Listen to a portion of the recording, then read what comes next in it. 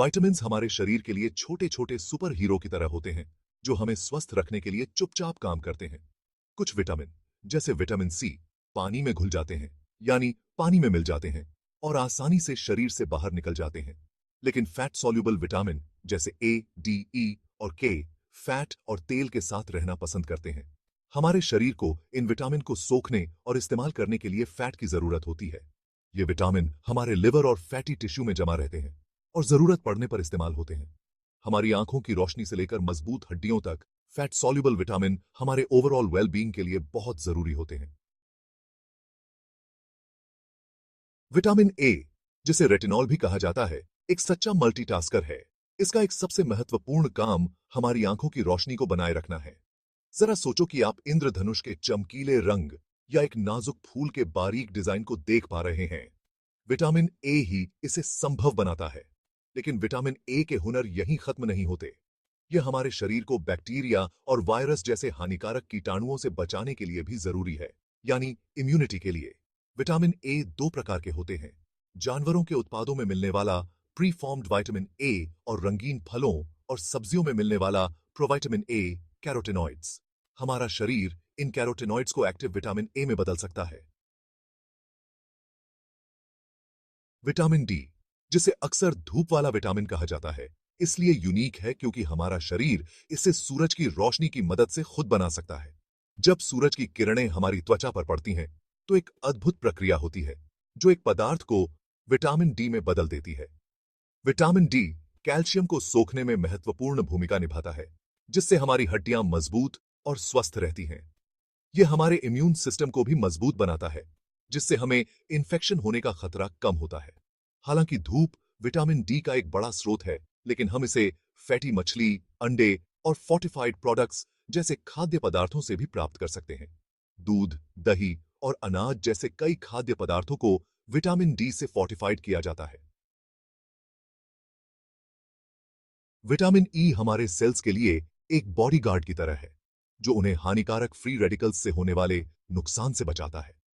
Free radicals अस्थिर अणु होते हैं जो हमारे सेल्स को नुकसान पहुंचा सकते हैं, जिससे कई स्वास्थ्य समस्याएं हो सकती हैं। विटामिन ई एक एंटीऑक्सीडेंट की तरह काम करता है, जो इन फ्री रेडिकल्स को निष्क्रिय कर देता है। यह इम्यून फंक्शन में भी महत्वपूर्ण भूमिका निभाता है और हमारी ब्लड वेसल्स को स्वस्थ रखता है। विटामिन ई के बेहतरीन स्रोतों में मेवे, बीज और वनस्पति तेल शामिल हैं। पालक, केल और ब्रोकली जैसी हरी पत्तेदार सब्जियों में भी अच्छी मात्रा में विटामिन ई होता है। एक मजबूत इम्यून सिस्टम को ठीक से काम करने के लिए विटामिन ई की आवश्यकता होती है। विटामिन ई हमारी ब्लड वेसल्स को स्वस्थ और ठीक से काम करने में मदद करता है। विटामिन के ब्लड कोएगुलेशन के लिए बहुत जरूरी होता है। बिना विटामिन के हमारा खून ठीक से नहीं जमेगा, जिससे ज्यादा ब्लीडिंग हो सकती है। यह हड्डियों और दिल के स्वास्थ्य के लिए भी बहुत महत्वपूर्ण है। हम विटामिन के हरी पत्तेदार सब्जियों, क्रूसिफेरस सब्जियों और जानवरों के उत्पादों से प्राप्त कर सकते हैं। केल, पालक और कोलार्ड ग्रीन्स इसके बहुत अच्छे स्रोत हैं। मछली, मांस और अंडे से भी विटामिन के मिलता है। हमारे शरीर को अच्छे स्वास्थ्य के लिए सही मात्रा में विटामिन की आवश्यकता होती है। बहुत कम होने पर इसकी कमी हो सकती है, जबकि बहुत ज्यादा होने पर टॉक्सिसिटी हो सकती है।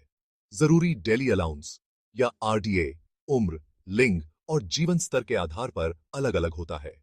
विटामिन ए के लिए यह पुरुषों के लिए 900 माइक्रोग्राम और महिलाओं के लिए 700 माइक्रोग्राम है।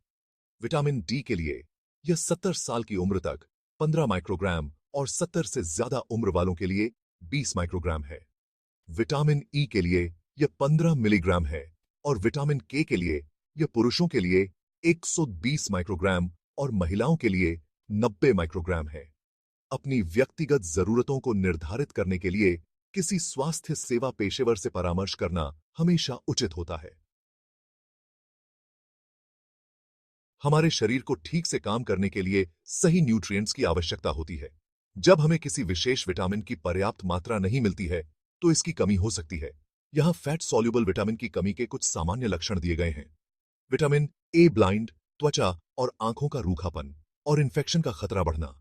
विटामिन डी हड्डियों में दर्द और कमजोरी, मांसपेशियों में कमजोरी और गिरने का खतरा बढ़ना।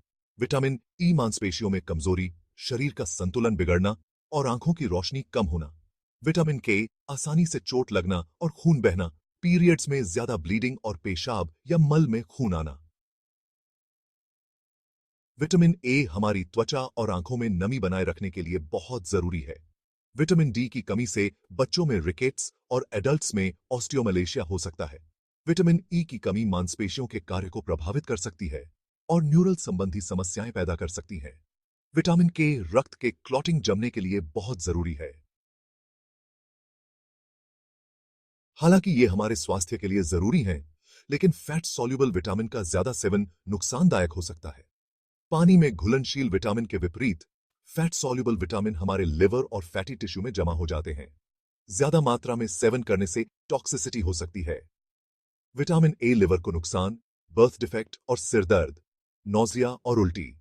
विटामिन डी हाइपरकैल्सीमिया, गुर्दे की पथरी और नौजिया, उल्टी और कॉन्स्टिपेशन।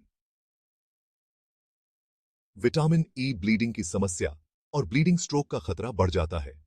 विटामिन के पीलिया और बिलीरुबिन के टूटने में हस्तक्षेप।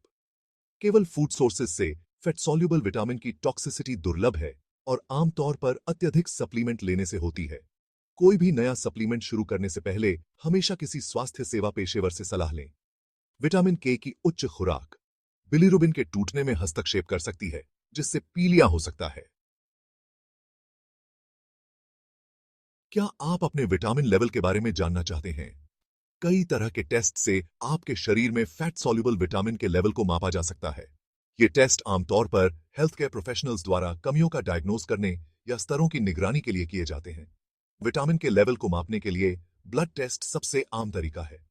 हाई परफॉर्मेंस लिक्विड क्रोमैटोग्राफी या HPLC एक अधिक स्पेसिफिक एग्जामिनेशन है, जिसका उपयोग विटामिन के विशिष्ट रूपों को मापने के लिए किया जाता है।